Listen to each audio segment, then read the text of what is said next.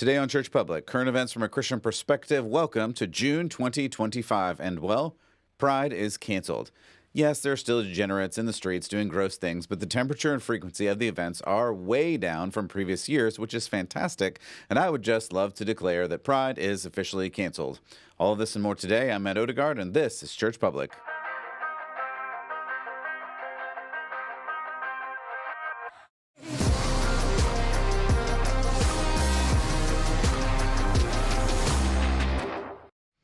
Hey, everybody. Welcome back to Church Public. I am Matt Odegaard. I'm your host here and really appreciate you stopping by. We have quite a few things to talk about today. I just continue to bring you current events from a Christian perspective so that you can live out your faith because my, this world just keeps getting more and more weird. So if this is helpful to you, go ahead and hit the like, the subscribe, do all the things, hit the podcast buttons. And hey, once again, if you're an audio listener, and I really appreciate you, but you want to see some of the videos and pictures, you can go to YouTube. If they still like me, you can go to Rumble. You can go to the new Substack. Don't forget, you can go to substack.com/@churchpublic. Go and check that out there. And you can see some of these things on video as well as listen to them on audio. You can do all of those things. So really appreciate you and all of the support that you give and have given throughout the years at this point. So we're going to get to this place where we talk about some of the current events.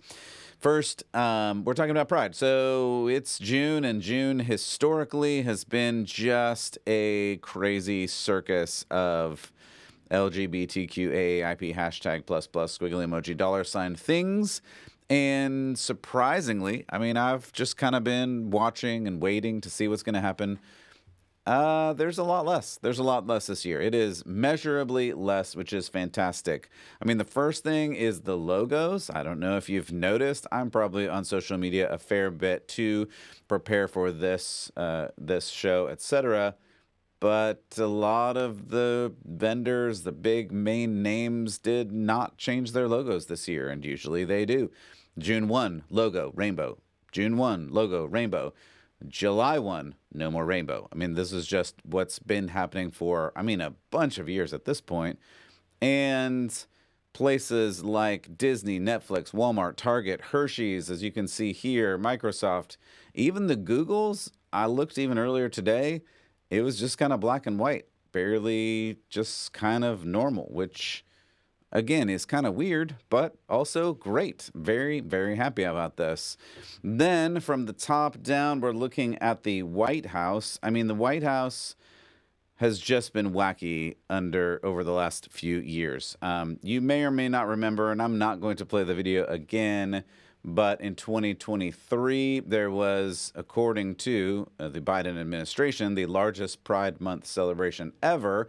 Again, if you're just listening, this is a picture of the rainbow balloon, including the Pride Progress, over the White House lawn. And then you have two American flags surrounding in the center of the White House the Pride Progress flag. Don't forget that one includes the trans and all of the really weird things, as if the other ones are not weird enough. So a lot happening there. And this year, nothing. This year, nothing on the White House. Fantastic. You can even go back a few years before that, 2015, when Obama lit up the White House in all of the Pride colors, saying this is not Americans' house. This is a house of pride now. So, that's from a biblical perspective, I don't think you want to be the house of pride, but that's what these administrations just continued to do over and over and over again. As I mentioned, that year, a couple years ago, when Biden held this big thing, there was a, how do I say this and be appropriate? There was a trans-identifying person, in other words, a man who was dressed like a woman, but also had some surgeries to make himself look like a woman, and then showed up on the White House lawn without a shirt on. So again, I'm not going to show those videos or photos, but inappropriate. That's really all I have to say about that. But again, this year, things looking markedly different, which is fantastic, and I am all here for it. In fact, even other things like the Department of Education declared June Title IX month rather than Pride Month, we've been talking about some of these things over the past several weeks and months, that men in women's sports is just wrong, unfair, etc. Title IX is one of those things that tries to protect women in women's sports, etc. So, Education Department is planning to spend June highlighting those things and what they've done so far and what they will continue to do. So that's pretty cool. In January, the Pentagon announced that, quote, identity months, end quote, are dead. I went through a big list of those a while ago. I'm not going to go through those again right here because, as the Pentagon has announced, those are dead. So who cares? So that's fantastic. In addition, apparently, companies are just not spending money on this anymore. The AP has a report here. This is their headline: Pride events face budget shortfalls as U.S. corporations pull support ahead of summer festivities.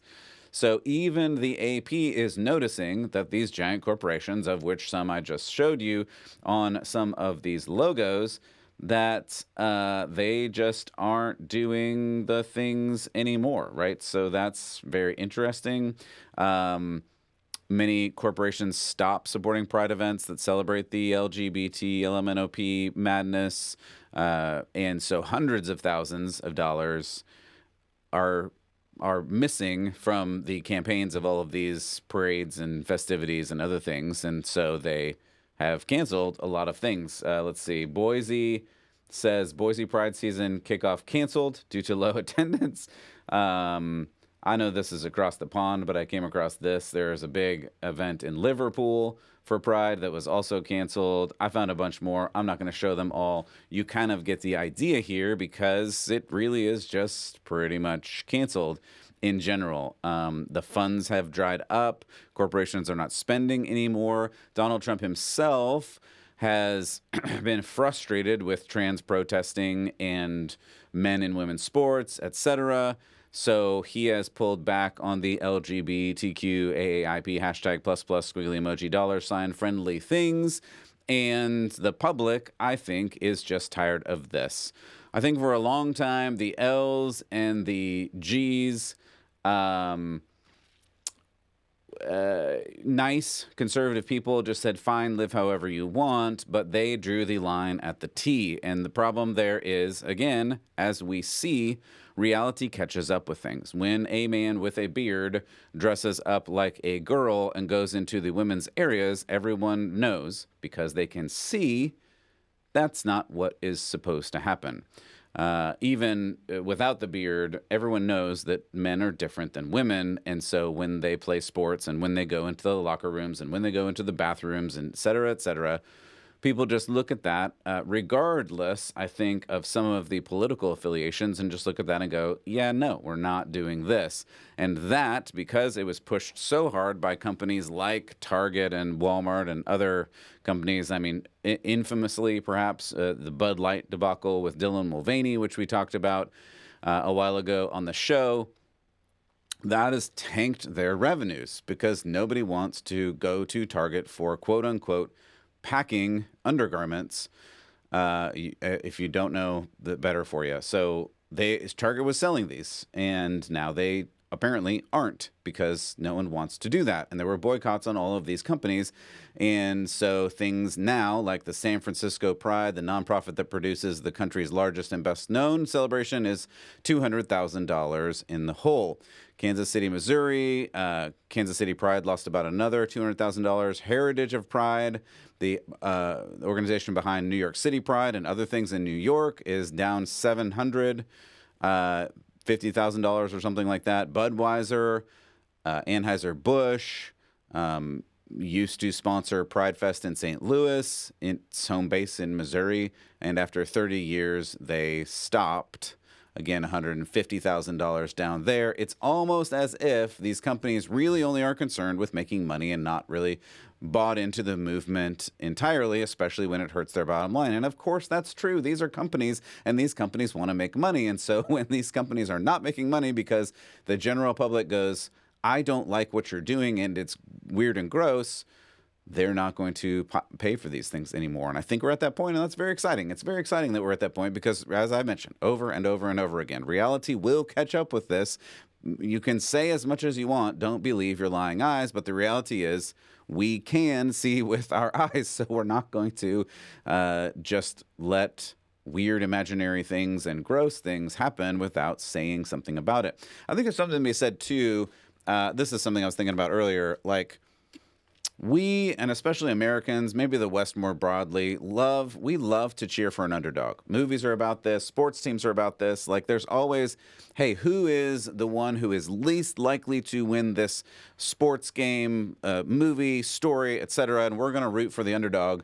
And when the men started taking over women's things, whether it's the 6-foot tall giant Adam's apple broad-shouldered dude who jumped in the pool with all of those little girls and destroyed them from a competitive standpoint, to other weird things that have been happening, people look at it and go, no, that's a bullying situation. I'm not gonna rally behind that. And I think that emotional pathos, that just emotional response that people had, were like, no, we're not going to do that anymore. So we're done with all of this shenanigans. And I think that is largely where we are, which again, I'm all here for. That's very exciting. I'm glad to see that reality is standing up and really just coming to light again, which is fantastic. Meanwhile, Defense Secretary Pete Hegseth, who I've talked about a bunch because he is just making waves, no pun intended, he ordered the renaming of a U.S. Navy ship named after gay rights activist Harvey Milk. Okay, let's pause. Let's talk about this story for just a second, because I think it is important to the broader cultural context, and especially from a Christian perspective. What does this mean, and who was Harvey Milk, and why is this story important from a Christian perspective? Okay. So Harvey Milk was a gay rights activist. He was a Navy veteran. He was unfortunately assassinated in 1978. He was on the San Francisco's Board of Supervisors. So he was in the Navy. He was on the San Francisco Board of Supervisors. Allegedly, I don't know if I need to say allegedly here, but I'm going to. He has also been accused repeatedly of grooming young men/boys. Allegedly. Just going to keep saying that. So, because Hegseth, again, is going to rename the Navy ship from the Harvey Milk to something else. I'm not even sure if I have what the name is going to be. Doesn't really matter. The left is just big mad. They're big mad about this because they say it's destroying the sense of reverence and destroying an icon and destroying history and all of this. Of course, it is. I do have to pause and say they were totally in favor of renaming and removing hundreds, if not thousands, of statues of actual heroes over the last several years. And I've brought you many of those stories, from the melting of, I think it was Thomas Jefferson's statue and face, to renaming of, again, or just tearing down more broadly, hundreds, if not thousands, of statues and schools and museums and all kinds of other things. I tried to search for a number for how many. The Southern Poverty Law Center reported that by the end of 2022, which was 3 years ago, 482 Confederate symbols had been removed. But that doesn't count Columbus statues, Jefferson statues, Washington statues, probably a ton more that I haven't named. Like, they just basically tore down everything over the past several years that they possibly could. So I couldn't find an updated number. I would guess, again, in the thousands at least. So regardless of what you think about the Confederates, which you may not particularly like, and I understand that, but what about Columbus? What about Jefferson? What about some of these other people? Many of these statues, even the Confederate ones, were put up over 100 years ago. 100 years. And they were put up for good reasons. I went into that in another episode, why some of the Confederate statues were put up during the Reconstruction, when the North and South were trying to bridge those lines again and not be a divided country, but rather be a country. Many of those statues and other things were put up over 100 years ago. Let's put this into context. This Harvey Milk Navy ship was named in 2021, less than 5 years ago. So it's a monumental tragedy of just the worst proportions imaginable to rename a boat after 5 years. But a 100-year-old statue, just tear it down and melt it. Nobody cares. Like, really? This is the thing we're doing. And let's think about, I don't want to necessarily talk about some of the things that Harvey Milk was accused of, which I would say invalidates him from having a statue or anything named after him at all. allegedly. But many of the supporters of Milk were very upset that this idea of renaming the Navy ship was even in the mix. Nancy Pelosi said, as the rest of us are celebrating the joy of Pride Month, I'm going to pause there and say, sorry, Nancy, it's canceled. Continuing on her quote, it's my hope the Navy will reconsider this egregious decision and continue to recognize the extraordinary contributions of Harvey Milk, a veteran himself, and all Americans who forged historic progress for our nation, end quote. Let's just hold on to that and come back after we hear from Senator Adam Schiff, Democrat of California. He said, quote, Harvey Milk was a veteran, a dedicated public servant, LGBTQ trailblazer, showed courage and grit in just about everything. Despite Trump's best efforts, the president will never tarnish that legacy, end quote. So, again, let's talk about why he is deserving of this in the first place. I guess, one, he was one of the first openly gay politicians in America. Great. I would say that's not deserving of anything, but apparently other people disagree. Number two, he was the San Francisco Board of Supervisors. He's on the San Francisco Board of Supervisors. He was on the San Francisco Board of Supervisors. He wasn't even a governor. He wasn't a president. He basically accomplished nothing. I mean, like the Board of Supervisors, that's, I mean, great, but you get a whole Navy ship named after you because you're on the Board of Supervisors? When you're tearing down Thomas Jefferson, one of the founders of America, like, just wild, people, just wild. So I guess I'll just sum up this whole story and say Pride is canceled, and all this seems like a step in the right direction. Alrighty, let's talk about some other current events because that one was weird and gross. Okay. Gosh, I didn't want to mention this story, but I feel like I have to from a Christian perspective because it is something that I have history in as far as church experience and some other things.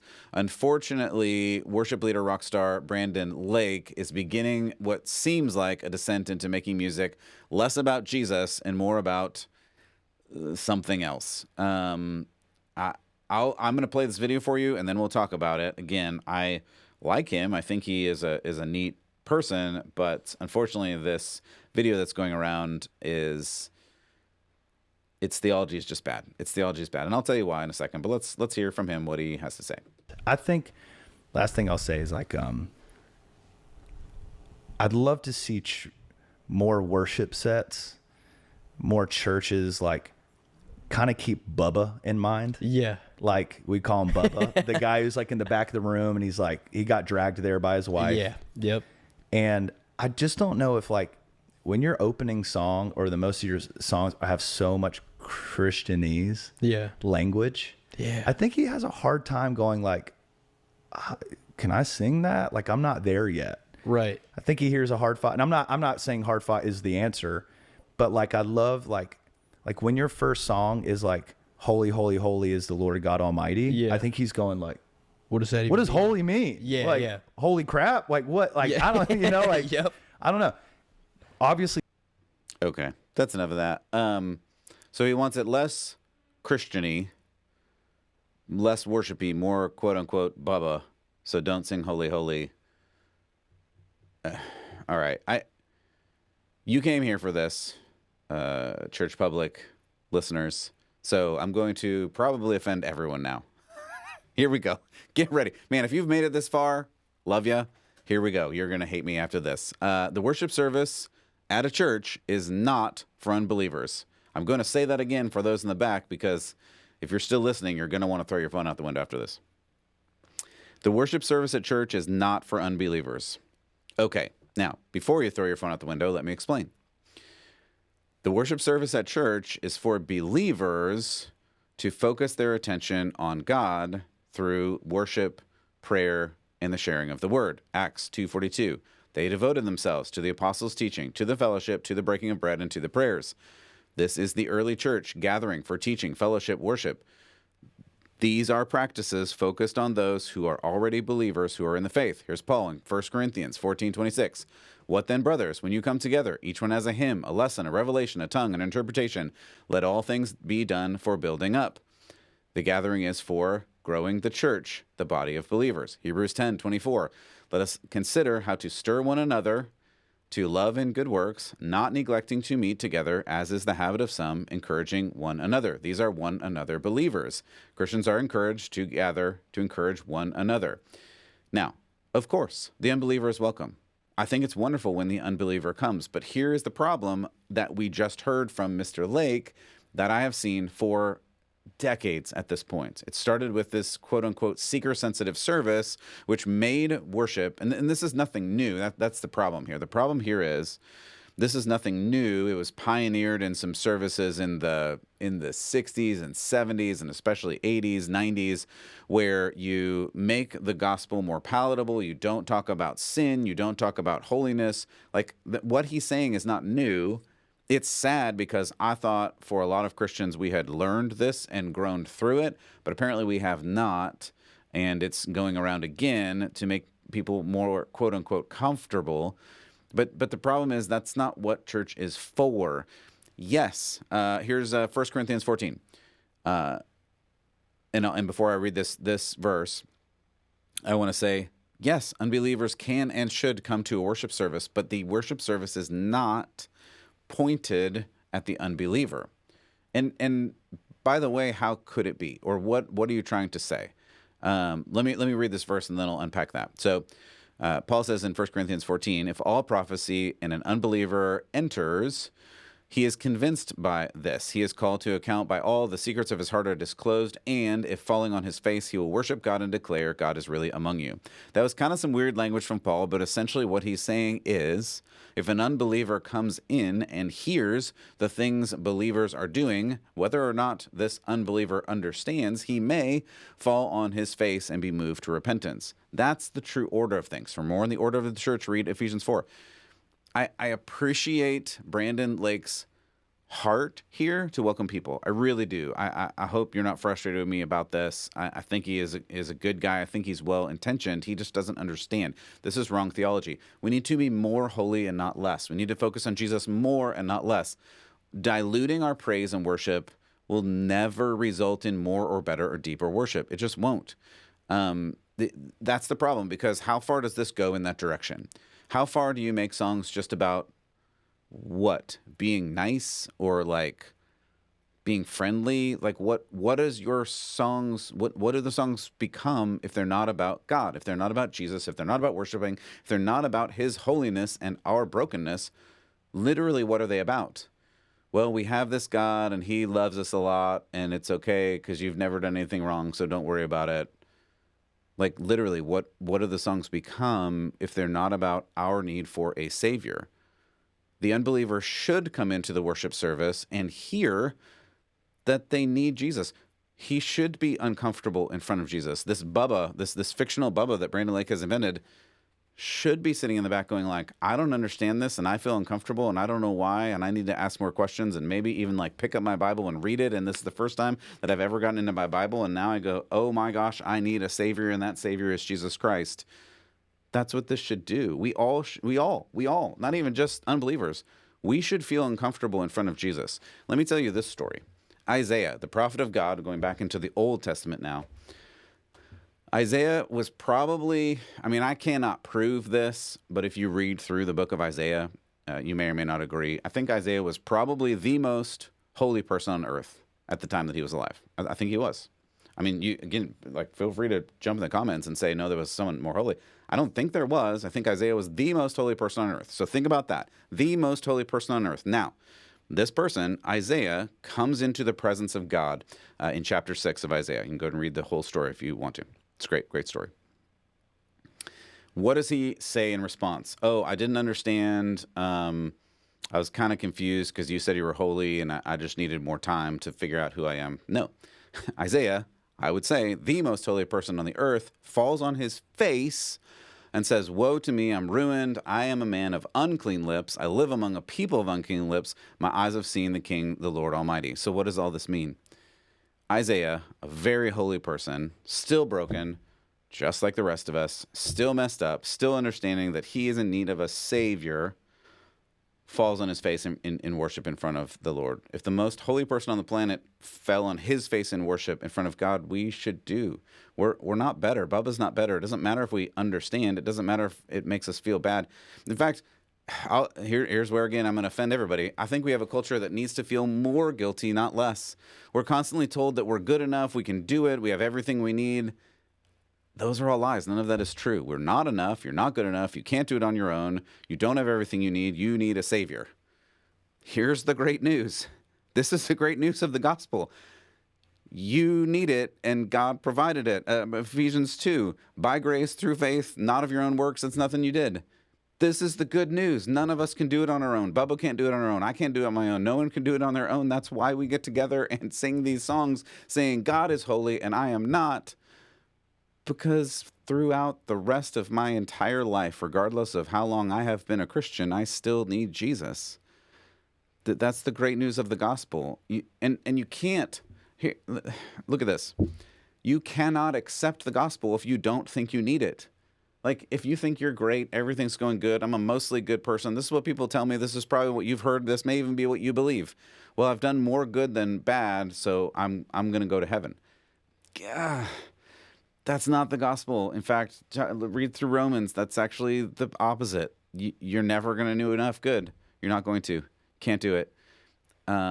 So somewhere in there, Bubba and everybody else who is encountering the gospel needs to understand that they need it, and they're a sinner in need of a savior, and the holiness of God is the thing that they need to connect to, and the only way to become righteous is through Jesus.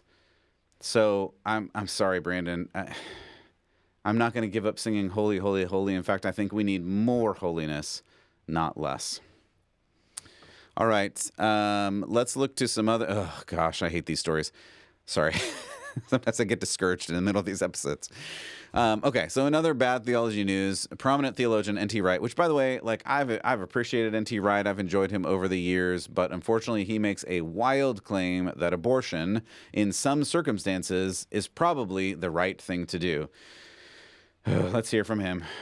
GP in that case, who was a devout Christian GP, said, we're going to do the tests, and if she has been exposed to rubella, if there's a threat of serious defamation or whatever, then we will recommend termination. And I remember my heart in my mouth when I heard that and thinking, do I really agree with that? But at the time, it was absolutely clear for the mental health, never mind anything else, of the mother and the potential father as well, that this was the way to go. In fact, there are many cases where it is about the mother's health versus the health of the child or whatever, and particularly that, as you cited, in cases of rape or in cases of incest, there may be a very, very strong argument for saying... Yeah, I'm going to pause there. I mean, you get the general gist of what he's saying. He is just repeating the same leftist talking points that should be safe, legal, and rare in instances of rape, incest, and whatever.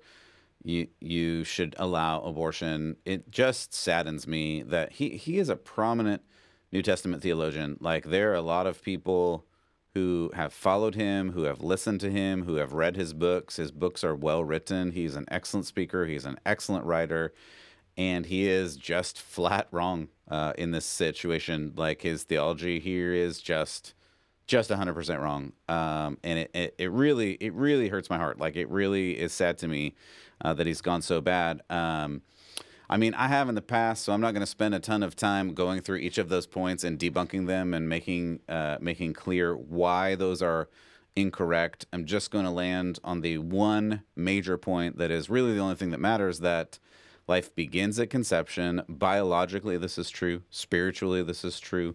Biblically, this is true. Whether you're looking at Genesis 1 or whether you're looking at Fearfully and Wonderfully Made, or whether you're looking at Jeremiah, I knew you before you were conceived, or whether you're looking at Jesus as a baby in the womb who kicked when he saw his cousin John.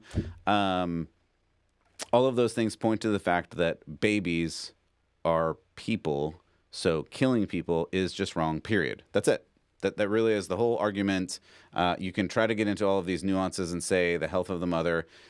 If the mother's health is at risk in a medical procedure to save the mother, there may be a chance that the baby does not survive. That is not abortion. That is not under the definition of abortion. That's not what this is at all.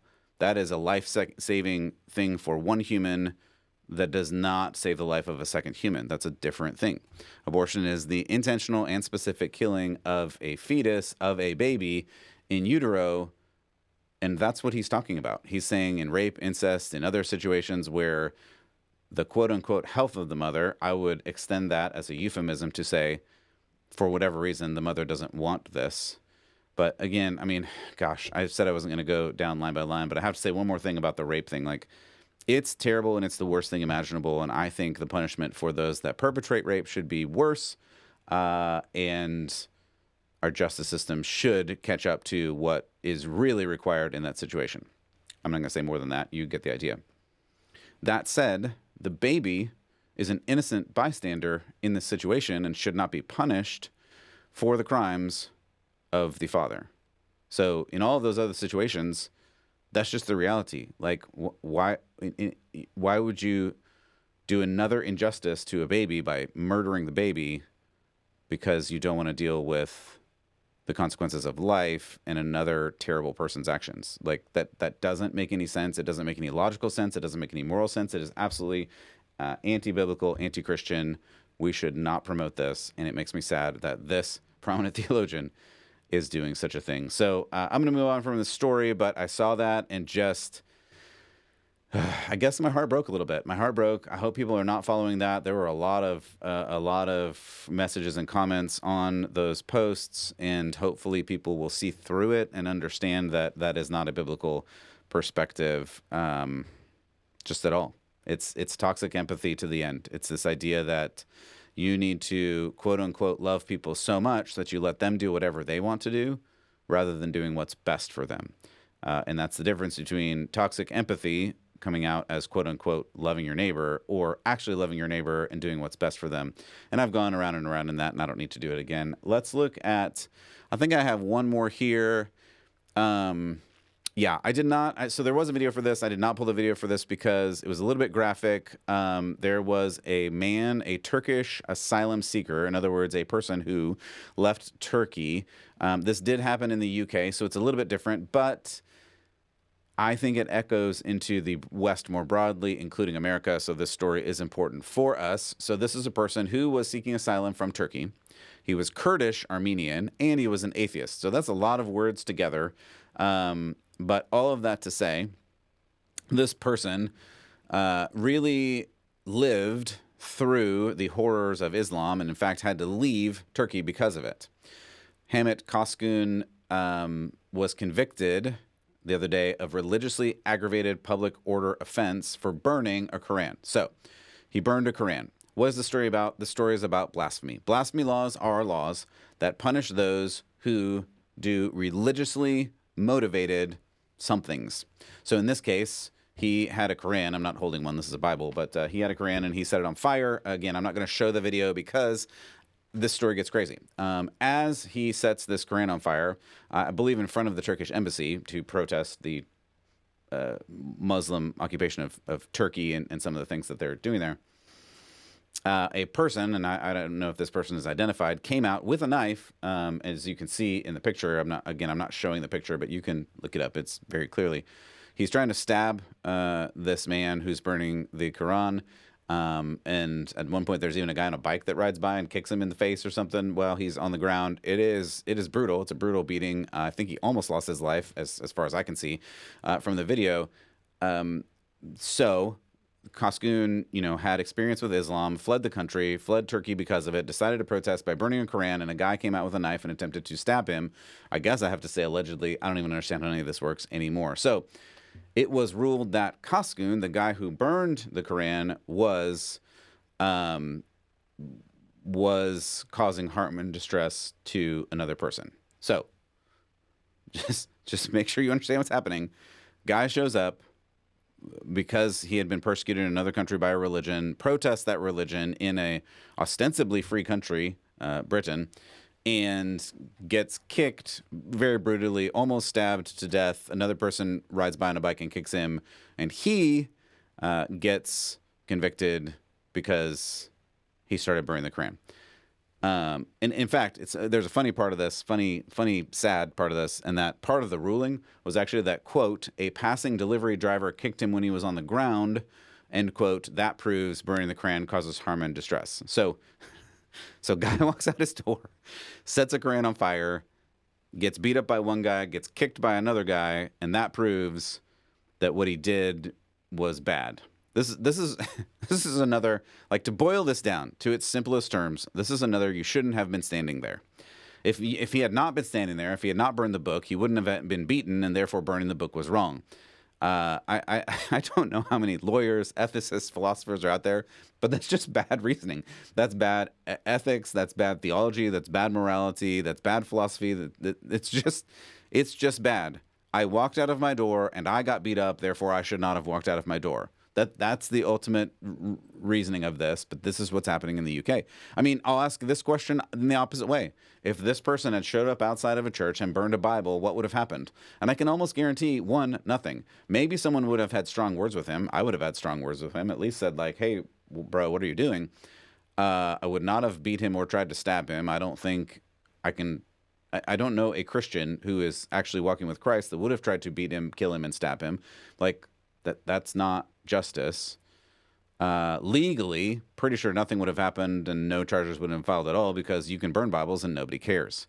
So the problem here is not that there are even blasphemy laws. So what you'll have is people in America who are like, well, that's great, and I'm glad we don't live there, and I'm glad we don't have blasphemy laws like that. The problem is not that there are blasphemy laws. In fact, for most of history, especially in the West and Britain and America more broadly, or more specifically, there have been blasphemy laws.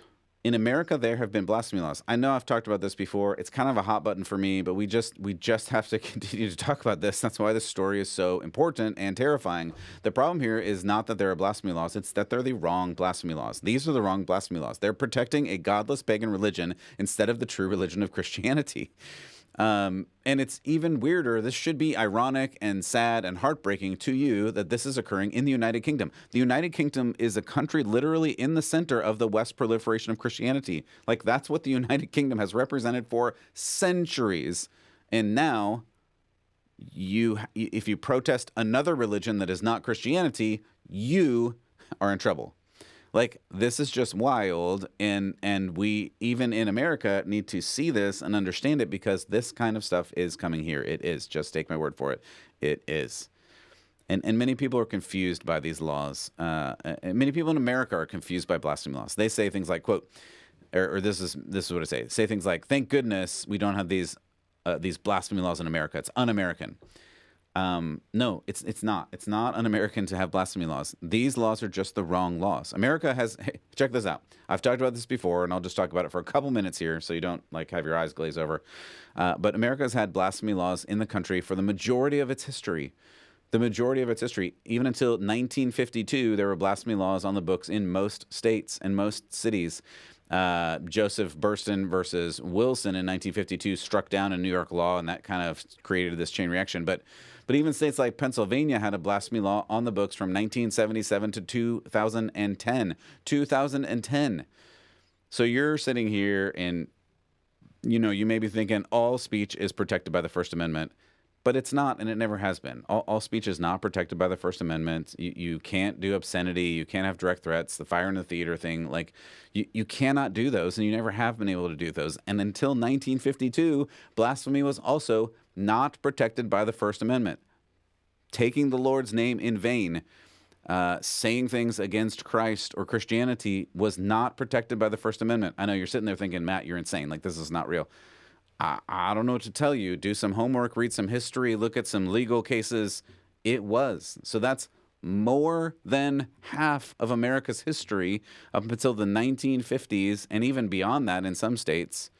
People knew that you can't talk against Christianity in a way that's blasphemous. You can't do it. And everyone knew that's just true. So is it more realistic that for all of history, since Jesus to the mid-1900s, like, were those people wrong about blasphemy? Or since the 50s, 60s, 70s, 2000s, where things have gone substantially insane, is it more likely that the people before us were right, or the more likely the people when society has just gone into the toilet, like, are they right? You choose. You think about that and decide which of these is the right way. I probably very clearly have an opinion on this. And then your college-educated friend is going to come to you and say, well, whose religion should be protected with these blasphemy laws? The Christians or the Jews or the Muslims? It's the Christians. It just is. It's the Christians. The Christians need to be protected by the blasphemy laws. And then you say, well, why? How come they get to have it? Because we're in America and this is a Christian nation. And it was founded by Christians. It's not hard. It's not difficult. You can do all these like crazy mental gymnastics and trying to figure all this out. But the reality is like we're a Christian nation and we were founded by Christians. Read any history book like that. That's it.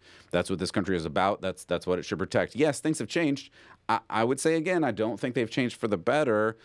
So the blasphemy laws need to protect the Christians. That's it. The other religions, we can tolerate them, we can allow them in certain circumstances, but by no means do the blasphemy laws protect them because those aren't real gods. Like again, like I'm going to hold up my Bible and say like there is one God and Jesus is his son and that's it. Like Father, Spirit, Son, that's it. The other gods are just false gods. All of them. Every single one is a false god.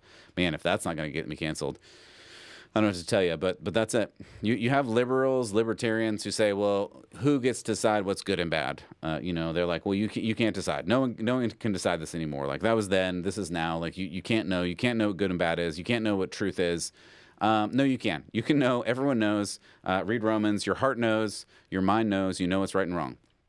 And if you're out there and you're the person who's saying, well, no, you can't know what's good and bad. You can't know what's right and wrong.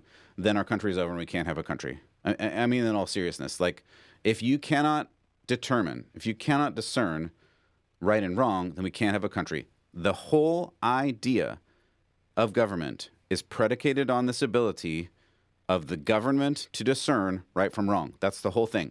Right from wrong, justice from injustice. If you're telling me you cannot tell the difference between right and wrong, good and bad, just and unjust, we can't have a government. We can't have laws. We can't have just laws. We can't have a country. That's it. That's all. That's all you can do. So I want us to understand this from a perspective of Christian living. We need to know what we believe, and we need to be able to defend that. I think that'll do it for me today. For Church Public, I'm Matt Odegaard. Keep the faith.